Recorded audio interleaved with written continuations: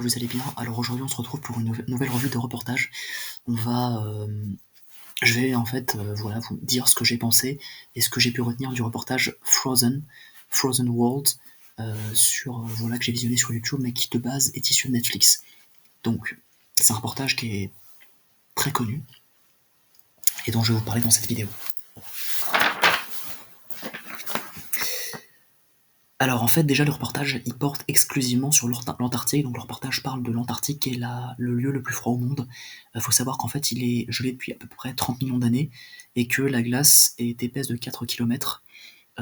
Tous les ans il y a à peu près 19 millions de kilomètres carrés qui gèlent et qui dégèlent, donc voilà c'est un cycle naturel.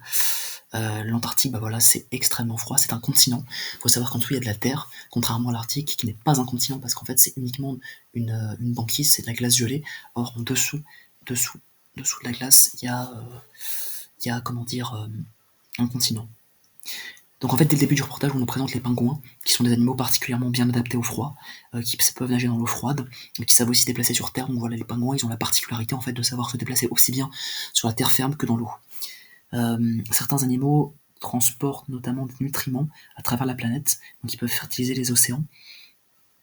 C'est notamment des goélands.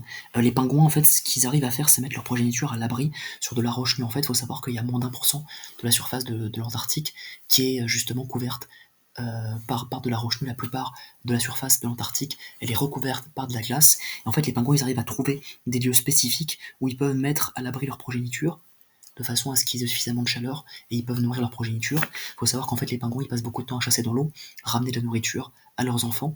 Ça leur prend, c'est très chronophage, ça leur coûte beaucoup de temps, beaucoup d'énergie, mais c'est absolument nécessaire à la survie, à la subsistance de leurs enfants. Donc voilà, ils mettent un temps phénoménal à chasser, mais c'est vraiment la condition sine qua non pour que leurs enfants survivent. Les pingouins chassent la crevette sous la mer notamment, donc voilà, en banc, ils arrivent à plonger dans l'eau et en fait à chasser et à manger des crevettes et à stocker des crevettes qu'ils recrachent par la suite pour les donner à leurs enfants. Donc voilà, en fait, donc le reportage majoritairement il se passe en Antarctique, donc on nous montre en fait à quoi ressemble l'Antarctique. Les images sont sublimes, elles sont magnifiques.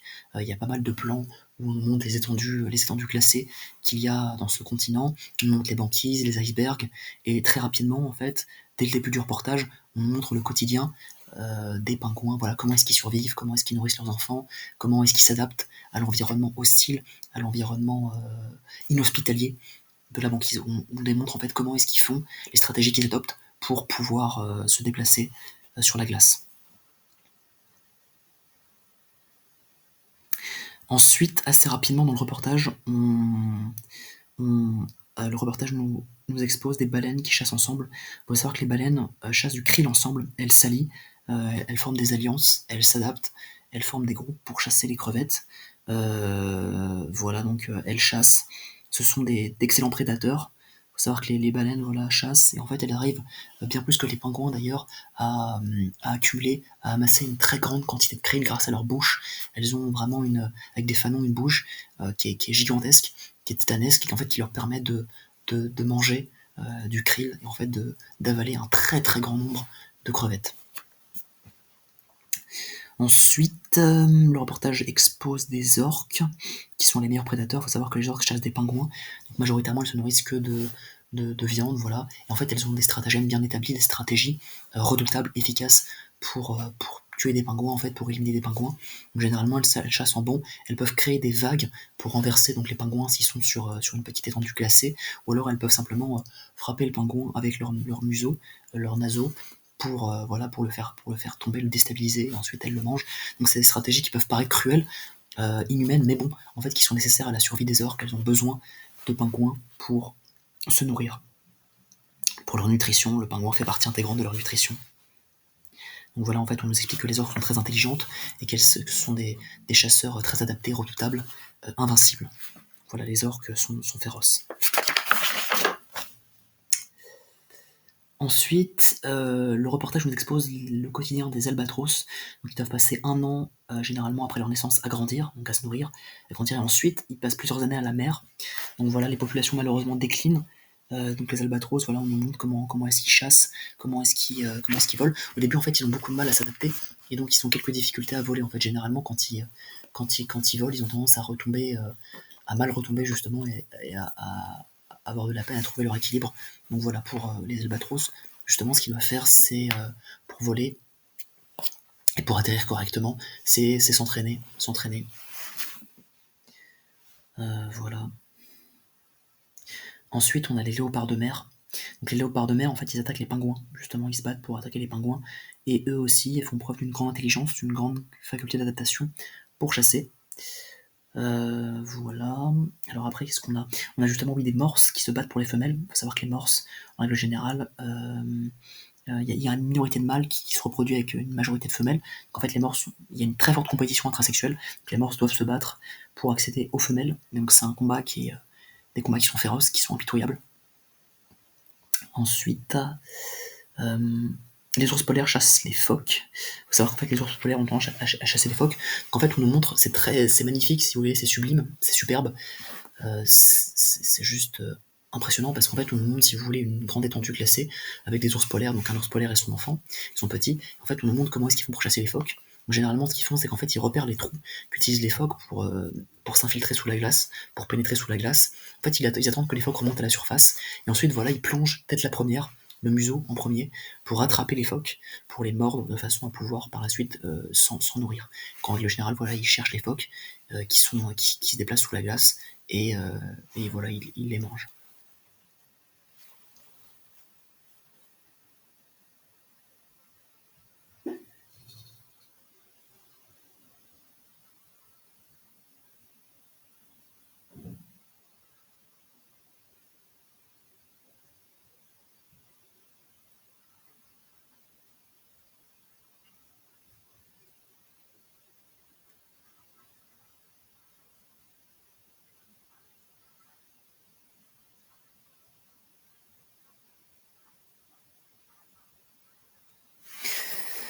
Ah, donc les ours polaires chassent les phoques. Faut savoir qu'en fait les ours polaires, comme ils hibernent, généralement quand ils chassent les phoques, en fait ils doivent manger 2 tiers de tout ce qu'ils ont à manger pour l'année en une seule session. Donc voilà, avant que tout disparaisse, donc ils chassent les phoques en traversant la glace, ils pénètrent la glace, ils s'adaptent, en fait ils se fient à la banquise, qui malheureusement disparaît au fur et à mesure. Voilà le reportage, bien que les images soient juste superbes, splendides, magnifiques, les images sont juste impressionnantes à voir, elles sont juste très esthétiques, d'un très grand réalisme, la qualité est juste optimale, idéale. C'est absolument magnifique. Donc voilà, la chasse est une activité complexe qui requiert de nombreuses compétences, de nombreuses habiletés. Les ours polaires en fait enseignent à leurs petits comment est-ce qu'on doit chasser le phoque. Voilà, en passant à travers la glace. Ensuite, le reportage nous montre des narvals, donc voilà qui arrivent. L'origine de la légende de la canine, de la licorne, elle provient des narvals justement. La banquise, en fait, il faut savoir qu'il nous explique qu'elle reflète le rayonnement solaire et le renvoie vers l'espace, ce qui fait qu'en fait, sans banquise, malheureusement, la planète se réchauffe, en fait, parce que le rayonnement solaire n'est plus envoyé vers l'espace, et donc la planète a tendance à se réchauffer, et ça contribue au réchauffement climatique. À la fin du reportage, en fait, on nous montre que les morts se rassemblent sur une île. Les morses pèsent plus d'une tonne chacun. Certains se battent, d'autres grimpent. Ils refusent de se reposer. Faut savoir que voilà, c'est un espace qui est très changeant. Ils sont victimes du changement climatique. L'ordre finit par être restauré. Mais voilà, les morses, en fait, les morses, la survie des morses dépend de la glace, et malheureusement, la glace se fond, et les ours polaires aussi. Leur survie dépend de la glace, et la glace fond. Donc le reportage en profite pour nous sensibiliser à ce problème du réchauffement climatique et nous montrer voilà, que la glace, en fait, elle fond progressivement et que donc elle met en péril, elle met en grand danger, en grave danger, la survie des ours polaires. Donc voilà, c'est extrêmement complexe. En fait, il faut prendre conscience, le reportage nous fait prendre conscience que sans la glace, sans leur environnement naturel, les ours polaires qui sont des espèces, on peut le dire, endémiques, qui dépendent vraiment de ce milieu-là, bah, les ours polaires pourraient ne pas survivre. Donc voilà, le reportage est là pour nous sensibiliser, pour nous mettre en garde et nous faire prendre conscience que c'est primordial, essentiel, crucial de prendre soin de notre environnement et de ne plus contribuer au réchauffement climatique. Voilà. Donc pour finir, ce que j'ai pensé du reportage, j'ai trouvé que c'était un reportage très bien scénarisé, les plans étaient juste magnifiques, donc c'était extrêmement bien filmé. Voilà, la qualité du reportage est juste exceptionnelle, c'est une qualité vraiment très très élevée, et donc c'est indéniable que ça aura des effets bénéfiques, et ça permettra, je pense, de sensibiliser les gens aux effets très néfastes, nocifs du réchauffement climatique. Ça permettra de prendre conscience que voilà, il y a des espèces d'animaux qui peuvent en pâtir. Donc voilà, le reportage nous présentait très bien les activités des différents animaux, les activités quotidiennes, comment est-ce qu'ils chassent, comment est-ce qu'ils survivent, comment est-ce qu'ils se reproduisent. Donc voilà, pour récapituler, on a pu suivre le quotidien, donc plutôt Oui, ça, le vécu des ours polaires, des narvals, des morses, des albatros et puis des pingouins. Donc voilà, tous ces animaux. Et le reportage se déroule vraiment uniquement en Antarctique, qui porte sur la banquise en Antarctique. Et donc voilà, ça, c'est vraiment un reportage superbe que j'ai particulièrement apprécié, que j'ai vraiment adoré. Donc voilà, je vous invite à le visionner vous aussi si vous voulez. Il dure 50 minutes. Je l'ai visionné intégralement en anglais parce que voilà, je perfectionne mon anglais, ma langue anglaise, et c'est compréhensible. Voilà, c'est intelligible, c'est compréhensible. Donc je vous invite vraiment à le visionner vous aussi si voilà, vous en avez envie. Voilà, moi j'ai apprécié. Je vous souhaite une bonne soirée et merci encore pour votre attention.